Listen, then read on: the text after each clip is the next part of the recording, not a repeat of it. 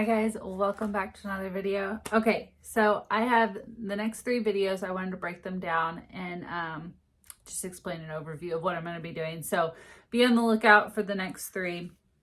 In today's video, we're going to go over like our protocol of what we did for our embryo transfers for our Australian white sheep, and then the number of ewes that we implanted them with. The video after that will walk through all of the protocol and like what we actually did, and I'll go step by step through it with you guys. And then the third, I'm going to talk about the genetics of the embryos that we implanted into our ewes. And I guess I can also throw in there why we chose the ewes that we chose.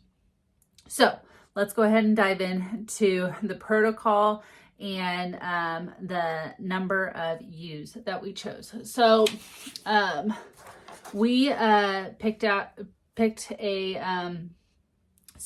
lab that was 3.5 hours away from us, and I don't know, we had used them for cattle for prig checking, and so I just kind of felt comfortable with them, and my gut said to go with them over another one in Kansas that was the same, about 3 hours away from us. So we ended up going with SEK Genetics in Galesburg, Kansas, and very, very happy with them. They were super easy to work with, but I had no idea all of the process of going through the embryo transfers. We've never done AI with our cattle or anything. So that's part of why I'm filming this, so then other people can like see what it entails doing it with sheep. And then hopefully just these videos give you guys like an overview, and that way you get a little bit comfortable and then ask your lab questions, your vet questions, and you guys kind of have a little bit under your belt. So there's a full playlist. I'll leave it in the description box below.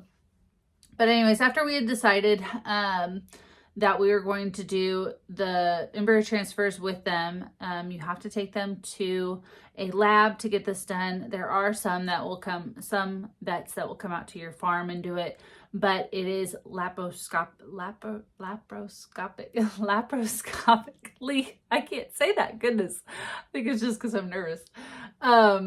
You have to have it done like in a lab, essentially. It's not like AI and cattle, like where you just like, or sheep are different. Their anatomy is different, and you have to have it done like surgically, is what I'm trying to say. It's not just a simple thing just because of their anatomy. So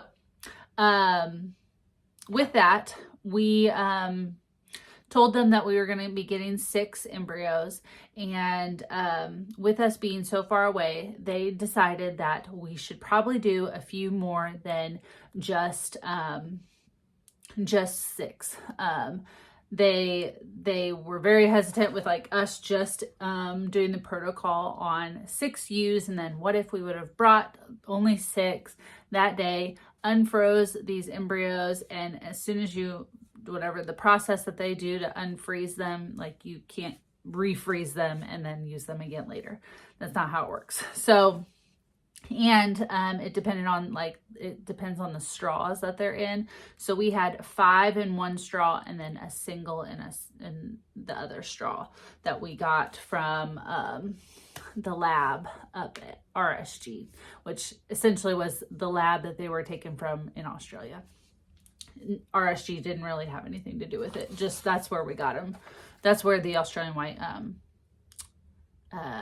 embryos are being housed. So we decided on doing, what was it? 8, yeah, I think, for our protocol. And so she sent me drugs for 8. Like we did everything for 8 ewes, but we only implanted 6, if that makes sense. So they sent me this over an email. I think you guys can see it. Maybe I'll leave a link to it. But it gave me like the breakdown of the date, and then what we need to do the next date. And she just said that they go through 7 a.m. through 7 p.m. just because that's easier for them, like time-wise. I don't know. You have to be pretty like morning, evening, but not super exact. But yeah, like I said, I'll go through like a full breakdown of what we did, but essentially it's implanting the cedars, which gives off like a hormone. Then you do the luteolase, then you pull the cedars, and then you give a shot of PG 600. And a couple days later, you start recording heats. And then, what is it? About a week and a half after that, a week and a couple days, then you go in for your transfers. So it was, I mean, overall, I guess I can talk about that in another video, but like, it was pretty easy. I felt like the whole time we were doing the protocol and going through it, I was nervous that I was doing it wrong, and especially the day of transfer. I have like a video, a vlog kind of a thing where I videoed Ryan and I taking the sheep there and stuff. So you guys will see that in this playlist of videos. But I was a nervous wreck the day that we transferred them, just because I was like, oh my gosh, none of them are gonna be in heat, like, because you normally can see like you know, mucus and stuff from on the backside, and I didn't see any of that. Our sheep were in a like a structure that we have built, we call it the Lamborghini, and so we just pull it with a tractor, but it was a smaller area, and so they weren't like riding each other or anything. So I was a nervous Nelly, to be honest, but you don't see that in the vlog because I don't actually tell anybody that I was so nervous, but it all went perfect.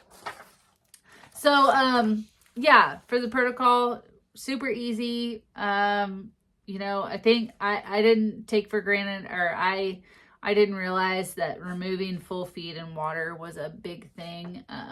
These guys that were in front of us doing goats, the vet was able to feel that their stomachs were still full with stuff, and so he didn't want to, I think they weren't implanting, I think they were like trying to get embryos or something. But anyways, it is a big deal. Make sure that you pull food and water, and don't let them eat or drink. Do what the protocol says. So okay, yeah, if you guys have any questions though, let me know. I guess I'll just tell you guys. So our transfer date was November 15th, and so our due date is April 8th, which is actually our oldest son's birthday. So a little God wink there for sure. But yeah, we're excited. We're almost there, beginning of March right now. So it's right around the corner. Like I said, make sure that you're subscribed so you can see those other videos.